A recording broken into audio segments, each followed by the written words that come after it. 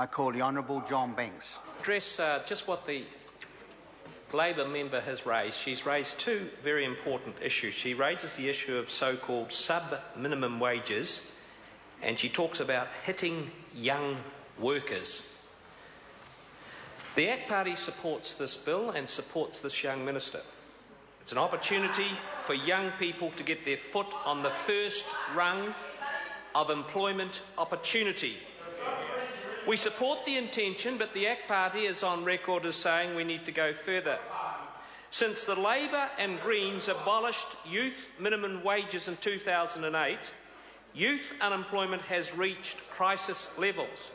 Mr. Speaker, this is the key point I want to put to the Labor Party opposition today. The member talks about sub-minimum wages. I want to talk about the $4.50 an hour paid every fortnight electronically at midnight from WINS to the 40,000 young people between the ages of 15 and 19 that get the dole.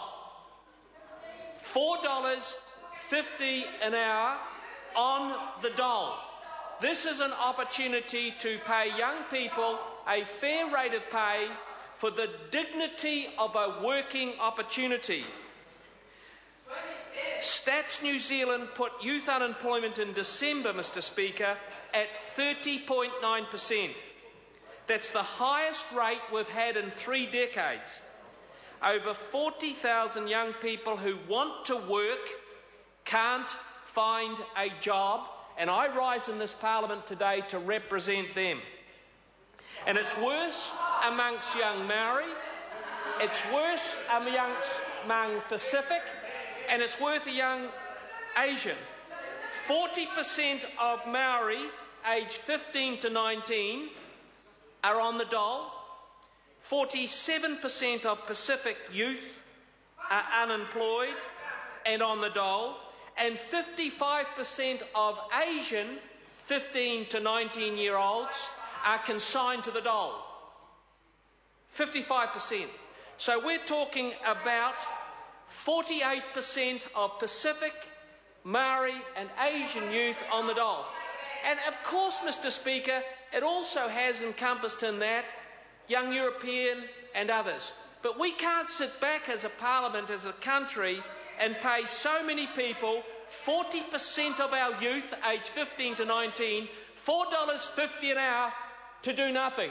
$4.50 an hour. I say to the Labor Party list member opposite who resumed her seat, what about talking about and thinking about the 40,000 young people aged 15 to 19 that desperately need the dignity of work and a job opportunity to get on with their lives? Too many of these young people are starting lives with poor education, no jobs, no hope and few opportunities.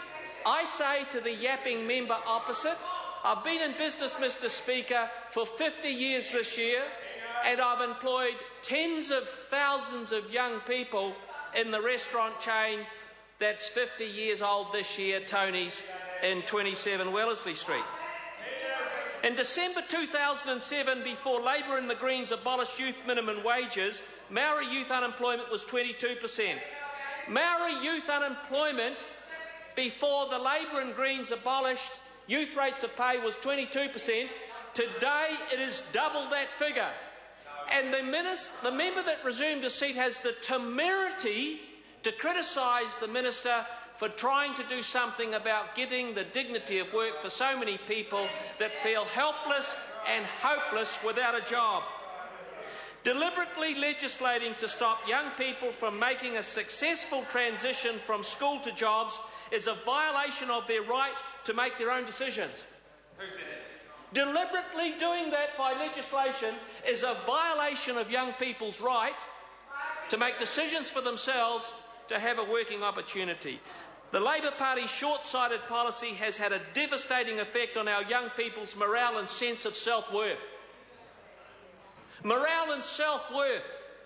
Any member in this House that has had a young boy or girl between 15 and 19 sitting at home desperately wanting a job without the dignity of work knows exactly what I'm talking about. And don't be hypocritical, I say to members, please don't be, by suggesting that this is not going to work, because we pay 40,000 young New Zealanders between 15 and 19, Minister, $4.50 an hour every second Wednesday night from the Winds Department by way of the dole.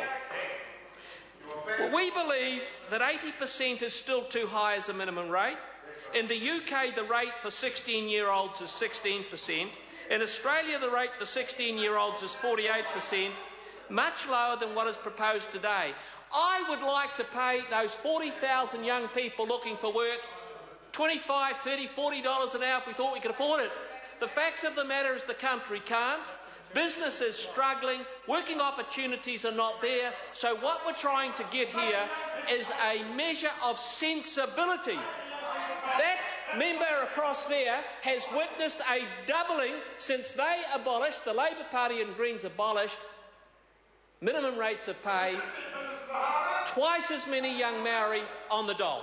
Twice as many young Maori on the dole. It is a shame. These countries that I talk about obviously understand that it's important for youth to get their foot on the employment ladder. We want to see every young man and woman with their foot on the employment ladder. The dignity of training, of work, of opportunity, of earning a living, of making a contribution. And they, across the other side of the House, by way of statistics, have proven they've wiped out so much of our youth. Not only is the proposed rate too high, but the conditions of this bill are too strict. The 6-month limit is not long enough to gain work, skills and experience. It's not long enough. As someone who's been in business employing people for 50 years, I say it should be 12 months or longer. And forcing people to be on a benefit for 6 months before they are eligible for starting out a wage again is far too long. Why would this Parliament force young New Zealanders to stay on a benefit for 6 months before they're eligible for a starting out wage to get some dignity in their life? Why would they do that? So ACT strongly supports a return to the situation pre-2008, before we doubled youth unemployment for Maori, before we doubled youth unemployment for Pacifica, and before we doubled youth unemployment for Asian people. These people opposite, these members of Parliament opposite, who have never employed anyone, who have never had to pay a wage to anyone, who probably have never had the indignity of joblessness. I say to the yapping members opposite, think about the indignity of joblessness.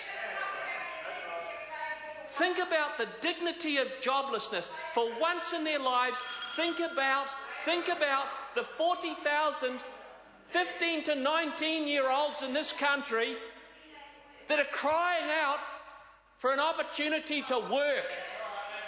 Crying out for an opportunity to work. They look to the Labor and the Greens, and what the Labor and the Greens have left us is a legacy of doubling Maori unemployment for youth, doubling Pacific unemployment for youth, and sending Asian unemployment for 15 to 19-year-olds to 55%, the highest in any OECD country, and now they don't want to give employers the opportunity to give them some training and some work. So because we believe it's important that youth have the opportunity to work, to learn, to gain skills, to gain habits and experience that will set them up for their future careers and more prosperous future. Why would these people opposite vote against that? I call Andrew Little. Mr. Speaker,